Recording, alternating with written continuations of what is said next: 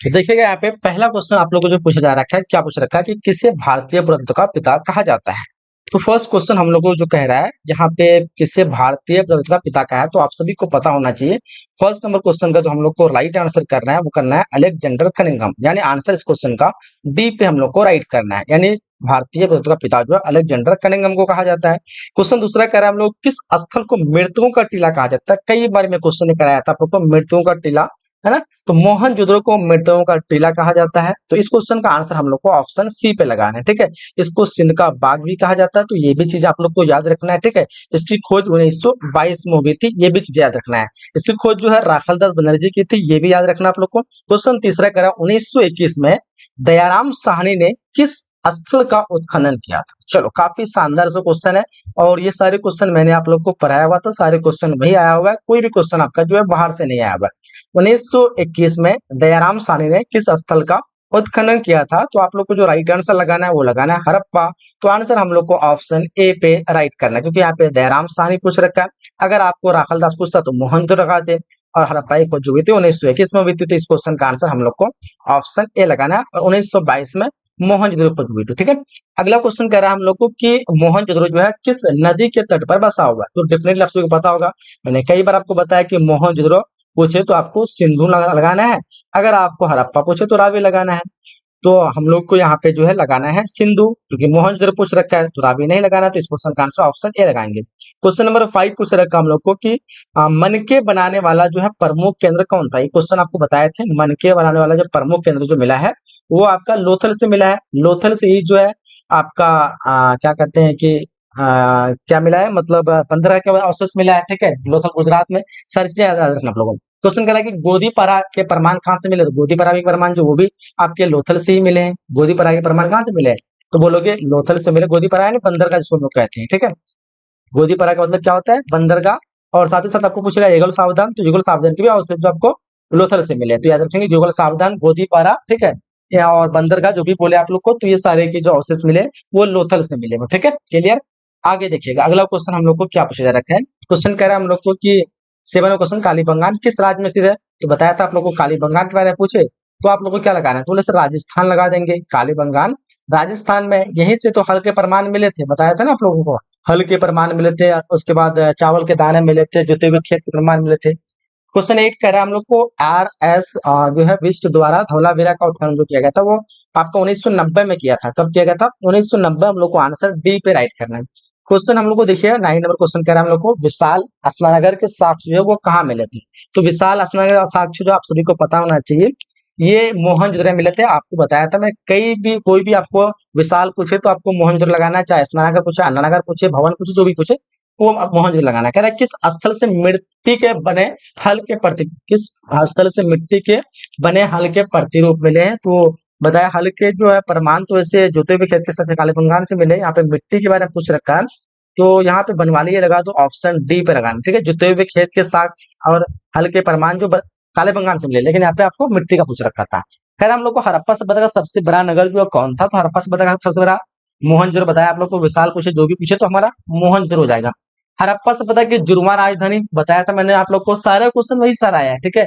राजधानी क्या है, मोहनजोदड़ो है, तो हड़प्पा और मोहनजोदड़ो जाएगा। तो इस क्वेश्चन का आंसर हम लोग को ऑप्शन ए पे राइट करना है, ठीक है। क्लियर। क्वेश्चन नंबर 13 देखिए कह रहा है कि हड़प्पा किस नदी के किनारे स्थित है। तो बोलो सर हड़प्पा, ये तो बताया था मैंने आप लोग को, रावी नदी के किनारे स्थित, सिंधु नदी के किनारे मोहनजोदड़ो, और हड़प्पा क्या जगह, वो जगह रावी नदी के किनारे। तो ऑप्शन हम लोग को सी पे लगाना है। सारे क्वेश्चन आप लोग को वही सारे आएगा। अगर आपको यहीं पे हड़प्पा सभ्यता पूछता ना तो फिर आपको सिंधु लगाना है, ठीक है। हड़प्पा सभ्यता पूछता तो सिंधु, लेकिन यहाँ पे हड़प्पा पूछ रखा सिर्फ, तो हम लोग को रावी लगाना है। ध्यान रखेंगे ये, इसमें आप लोग कंफ्यूज नहीं होना है। इस क्वेश्चन का आंसर हम लोग सी पे लगाएंगे, ठीक है, याद रहेगा। चलिए आगे बढ़े, हम लोग आगे बढ़ते हैं। चलिए उसके बाद हम लोग क्वेश्चन नंबर 15 कर रहा है कि भारतीय पुरातत्व सर्वेक्षण की जो स्थापना वो कब हुई थी। देखो यहाँ पे भारतीय पुरातत्व सर्वेक्षण की स्थापना जो हुई थी वो 1961 या 1861 लगाना, ऑप्शन हम लोग को सी पे लगाना, ठीक है। चलिए उसके बाद कह रहा है हम लोग को हड़प्पा सभ्यता के निवासियों को जो है किस धातु का ज्ञान नहीं था, तो हम लोग का आंसर लगाना लोहा। क्वेश्चन 17 कह रहा है हम लोग को निम्नलिखित देवताओं में कौन सैंधव सभ्यता के प्रमुख देवता। तो बोलो सर सैंधव सभ्यता के प्रमुख देवता, तो ये तो हम लोग को लगाना सिर्फ ऑप्शन बी पे राइट कर देना, ठीक है। इस क्वेश्चन का आंसर ऑप्शन बी पे राइट करेंगे, ठीक है। चलिए आगे देखिएगा, क्वेश्चन का हम लोग को बताया था दो ट्रिक से सेफ से संदर्भ। मोहनजोदड़ो की खोज 1922 में किसने की थी? तो बोलोगे राखाल दास बनर्जी ने किया था। आंसर हम लोग को सी पे लगाना है। तो इस क्वेश्चन का आंसर क्या देगा? ऑप्शन जितने बच्चे सी लगा रहे हो बिल्कुल एब्सोल्युटली करेक्ट हो जाएगा। फिर हम लोग को लोथल किस नदी के किनारे स्थित है? बोलो लोथल के बारे में पूछ रखा है, बताया था मैंने आप लोग को, लोथल भगवा नदी के किनारे स्थित होगा। तो ऑप्शन हम लोग को डी पे राइट लगाना है, ठीक है। क्वेश्चन 20 का हम लोग को हड़प्पा सभ्यता किस युग की सभ्यता है? तो बोलोगे हड़प्पा सभ्यता पूछ रखा, बताया था मैंने कांसा की सबसे ज्यादा इस्तेमाल हुआ था, इस वजह से इस सभ्यता को कांस्य युग की सभ्यता कहते हैं। तो आंसर हम लोग को ऑप्शन बी पे राइट करना है, ठीक है। सारे क्वेश्चन किया हुआ क्वेश्चन है तो बिल्कुल आप लोग देख सकते हैं, ऑप्शन बी पे हम लोग राइट करेंगे। 21 नंबर क्वेश्चन करा है मोहनजोदड़ो जो है किस भाषा का शब्द है?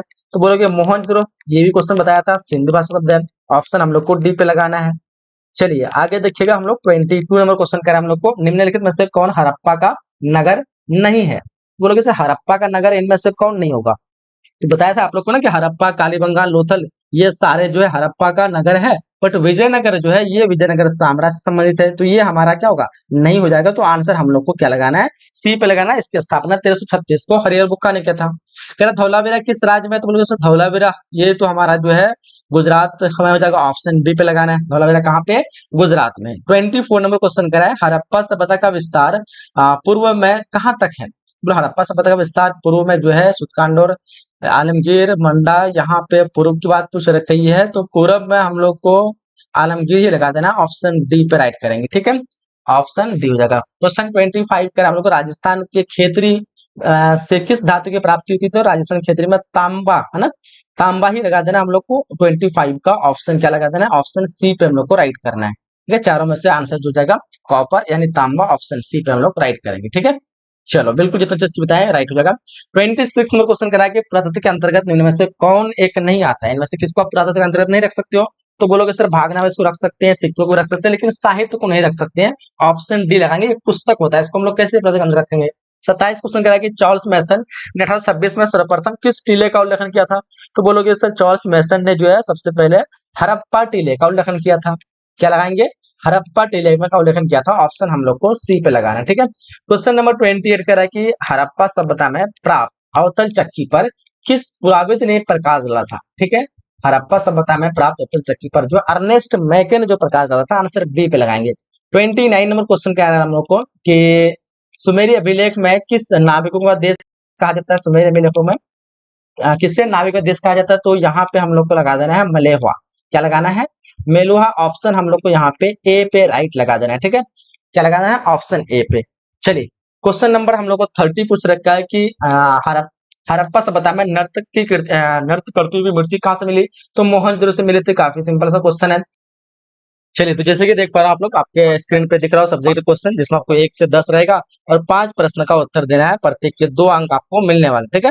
तो ये सारे क्वेश्चन है। तो चलिए स्टार्ट करते हैं। पहला क्वेश्चन आप लोग को क्या पूछ सकता है, ध्यान दीजिएगा। पुरातत्व से आप क्या समझते हैं? दूसरा क्वेश्चन है हड़प्पा सभ्यता के पतन के 2 कारण लिखे हैं। हड़प्पा सभ्यता की नगर योजना की 2 विशेषताएं बताएं। लोथल कहाँ है? बंदरगाह के रूप में इसका क्या महत्व है? ये सारे क्वेश्चन का आप लोग को सोल्यूशन देंगे, नेक्स्ट क्लास लेके आ रहे हैं, इसमें आपको पूरा सोल्यूशन देंगे। इसमें आप लोग क्वेश्चन को देख लीजिए, ठीक है। चलिए क्वेश्चन नंबर 5 का हड़प्पा सभ्यता में शवों के दाह संस्कार 2 प्रकार लिखे हैं। हड़प्पा सभ्यता के समकालीन 2 सभ्यताओं के नाम लिखे हैं, ठीक है। उसके देखिए हड़प्पा सभ्यता में सिंचाई के 2 साधनों को क्या थे वो लिखना है, ठीक है। उसके बाद हड़प्पा सभ्यता का विस्तार क्या है। उसके बाद मोहनजोदड़ो के विस्तार असंवर्ग के बारे में 2 विषय लिखे, तो वो 2 मार्क्स वाला हो गया। चलिए तो इधर देखो 5 मार्क्स वाले क्वेश्चन दिए गए, जैसे हड़प्पा सभ्यता के धार्मिक जीवन का वर्णन करें, हड़प्पा सभ्यता के सामाजिक जीवन पर प्रकाश डालें, हड़प्पा सभ्यता के वाणिज्य एवं व्यापार का वर्णन करें, मोहनजोदड़ो की विशेषताओं का वर्णन करें, हड़प्पा सभ्यता में विज्ञान एवं प्रौद्योगिकी के विकास की चर्चा करें। तो ये आपको जो है 5 मार्क्स वाले क्वेश्चन है, जिसमें से आपको 3 का ही क्वेश्चन का आंसर देना है। तो यहाँ पे मैंने आप लोग को सारे सब्जेक्टिव क्वेश्चन दिखा दिया है, ठीक है। नेक्स्ट क्लास में हम लोग लाइव में जो है सारे क्वेश्चन को सोल्यूशन करेंगे, टोटल जितने भी आपके सब्जेक्टिव क्वेश्चन पूछे गए, ठीक है। तो चलिए हम लोग क्लास को यहीं से एंड करते हैं, मिलते हैं हम लोग अगले क्लास में, नेक्स्ट क्लास में। जब तक के लिए जय हिंद, जय Bharat and thanks for watching.